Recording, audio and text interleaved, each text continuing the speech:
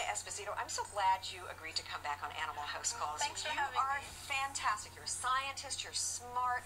You appreciate bugs. I do. You're not afraid of them. No. What makes them tick?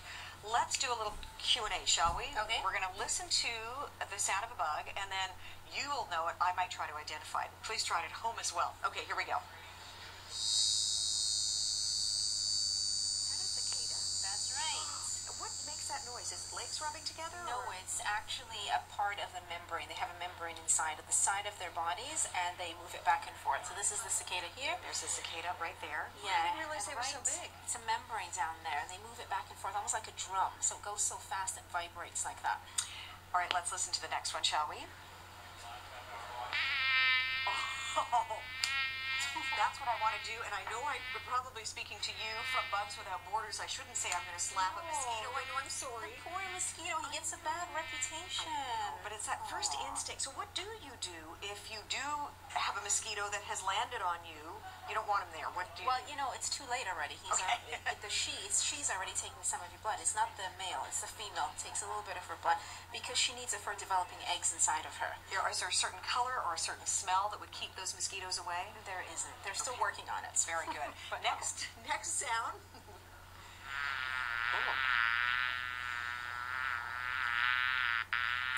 It sort of sounds like a fly that's going around the inside of my little lamp by my bedside.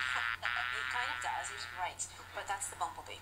That's the bumblebee. Yeah. Now, what is the difference between a honeybee and a bumblebee? In terms of color, like the bumblebee's a little bit bigger.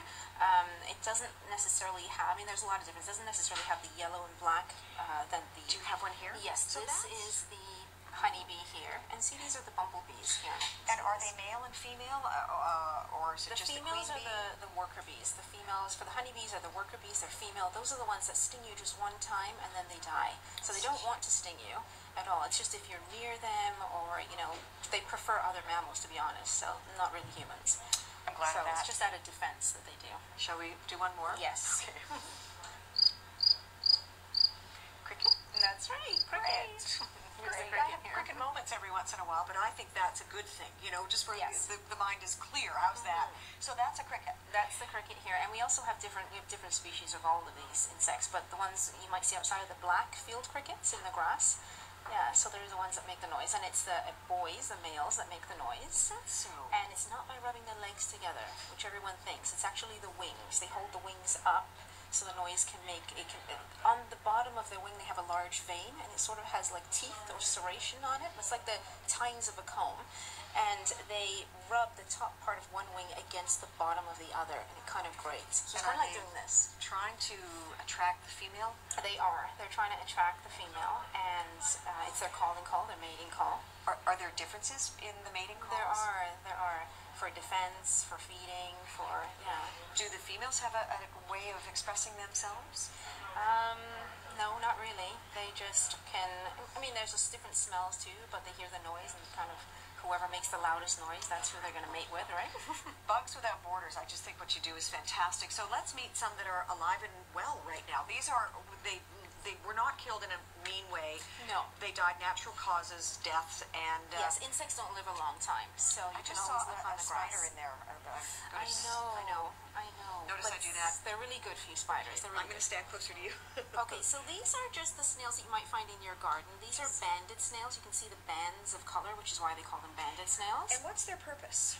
Well, they're decomposers. They eat all of the dead leaves and all the vegetation, maybe even the live vegetation. People get a little bit mad. They're a garden pest, but they're really good at decomposition as well. I notice them on sidewalks, and I always lift them up and put them somewhere else, that's but I'm not nice sure of if is that the right thing to do? Yes, Where do because then put you them? would, put them on the sidewalk, because otherwise Off you'll the crush sidewalk. off the sidewalk, because people will step on them and they'll crush their shells, and they grow with their shells. This one here is the African Can giant you turn land it snail. around so that we can Yes. see? It looks like he just spilled out of his shell. I mean, that's literally coming out of your shell. So it grows with them, the shell. And Which comes first? The body grows and then the shell expands with it? Yes. Okay. It kind of is like one when it's born together. It's a tiny shell and then the little body, and then they both expand together. And these are not antennae. They're eye stalks. So people always want to poke them. It's like poking them in the eye. Don't touch. No. We have 30 seconds, maybe Okay. less. So just a quick point, what are they? These are mealworms. Okay. They eat grain and stuff. And they are eaten by creatures. And yes. And these are the same ones that they change into darkling beetles. So the little black beetles in here. Hold it in your hand. I don't know that you can see the little black beetle. And right over here to the left, hold on to that. Okay. And this one here, these are grasshoppers from Florida. So these are the lubber grasshoppers. We do have grasshoppers here. You'll be finding them in the month of August. Wow, it's not going to This jump one off your here. hand. It's a little bit cool in here, so not really. Good. Okay. And last but not least. Last but not least is our giant slug. This is the largest Hold slug. it as we say goodbye to you. And you are fabulous, Sabina Esposito, Bugs Without Borders. Where is it? Put your finger on what we're looking at. This is the largest slug in Canada. When he's spread out, he'll be from here all the way to here. So in my view, if you call a human a slug, that's actually a compliment. It's a good thing. I think so It's too. a good thing. Bugs Without Borders, you're coming back, and at some point you and I are going to work with a tarantula. Sobriety. Yes, you're gonna get over that fear, Anne. Take You a are break. for sure gonna do that. When we come back, I'm very excited about this. We're going to meet a veterinarian who has put together an app that helps you and your dog, okay, really just the dog, lose weight. Stay with us.